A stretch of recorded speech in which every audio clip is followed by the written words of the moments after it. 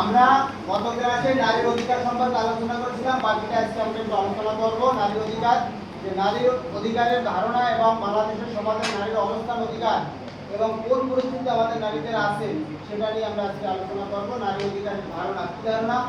আমরা সমাজে বাস করি, সমাজে সুস্থভাবে বেঁচে থাকার জন্য এবং সমাজের সদস্য হিসেবে আমাদের বেশ কিছু সুযোগ সুবিধা একান্ত থাকা দরকার।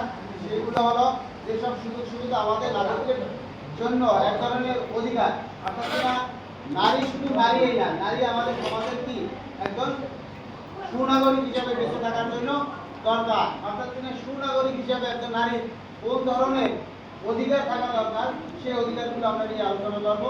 সেটা হলো যে নারীর অধিকার হলো নারীর জন্য প্রদত্ত সেই সমস্ত সুযোগ সুবিধা যা রাষ্ট্র কর্তৃক স্বীকৃত, অর্থাৎ রাষ্ট্র এবং সমাজ, কথা বলো না, রাষ্ট্র এবং সমাজ, যেটা হলো আমরা প্রথমেই দেখো এখানে আছে যে অধিকার হলো সমাজ এবং রাষ্ট্র কর্তৃক স্বীকৃত কতগুলো সুযোগ সুবিধা। অর্থাৎ শুধু যে রাষ্ট্র দিবে তা না, তোমার পারিবারিক অধিকার থাকতে হবে, তোমার সামাজিক অধিকার থাকতে হবে, তাহলে তুমি নিশ্চিত হবে যে রাষ্ট্রীয় পর্যায়ে যে অধিকারগুলো আমরা ভোগ করতে পারবো সেই অধিকারগুলো সঠিক। কেমন কি অধিকার সেগুলো? তা হলো নারীর অধিকার, মানবাধিকার। অর্থাৎ নারীর অধিকার কি হতে হবে? মানবাধিকার। অর্থাৎ মানবাধিকার যে আমাদের সংগঠন আছে সেই সংগঠনের মাধ্যমে এটা অবশ্যই প্রকাশিত করাতে হবে। জাতিসংঘ 1948 সালে 10 ডিসেম্বর মানুষের এসব অধিকারের স্বীকৃতি দিয়ে অনুমোদন করেছে। সেই অধিকারটার নাম হলো মানব অধিকার সার্বজনীন ঘোষণাপত্র। তোমরা কি এটা বুঝতে পারছো না? খালি টাকাই এটা হ্যাঁ 1900 কত সালে 48 সালের 10 ডিসেম্বর মানুষের এসব অধিকারের স্বীকৃতি দিয়ে, মানুষ বলতে এখানে কিন্তু শুধু নারীদের কথা বলা হয়, এখানে নট পুরুষ, কোনো পুরুষের অধিকারের কথা বলে না, এখানে শুধু মহিলাদের জন্য, নারীদের অধিকারের জন্য 1948 সালের 10 ডিসেম্বর মানুষের এসব অধিকারের স্বীকৃতি দিয়ে অনুমোদন করা হয়েছে। সেই অনুমোদনটা সংগঠনের নাম হলো মানবাধিকার সংগঠন, যা মানবাধিকার সার্বজনীন ঘোষণাপত্র। এই ঘোষণাপত্র অনুযায়ী জাতি, ধর্ম, বর্ণ, বয়স, লিঙ্গ, আর্থিক অবস্থা ভেদে বিশ্বের সব দেশের সব মানুষের এসব অধিকার পাওয়ার অধিকার অবশ্যই আছে। শুধু যে আমাদের বাংলাদেশের নারীদের অধিকার তা কিন্তু না, এটা সারা বিশ্বে, অর্থাৎ জাতিসংঘ নির্ধারিত সারা বিশ্বের সকল দেশের নারীদের সমান অধিকার পাওয়া প্রয়োজন। তার জন্য এই অধিকারটা স্থাপন করা হয়েছে, সেটা হলো মানবাধিকার সার্বজনীন।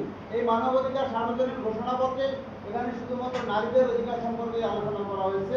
আমরা পরবর্তী শ্রেণীতে এই অধিকারগুলো সম্বন্ধে আরো জেনেছি, মানে পূর্ববর্তী যে শ্রেণীতে আমরা কিন্তু নারী অধিকার পড়েছি, ক্লাস 6 তোমরা মনে করবে, ক্লাস 6ষ্ঠ শ্রেণীতে কিন্তু মানবাধিকার সম্পর্কে আমরা আলোচনা করেছিলাম, যে কষ্ট পর্যন্ত যে সরলায় মাটিতে তার ব্যাপার। কিন্তু এখানে কিন্তু আমরা ওটা আলোচনা করে আসছি।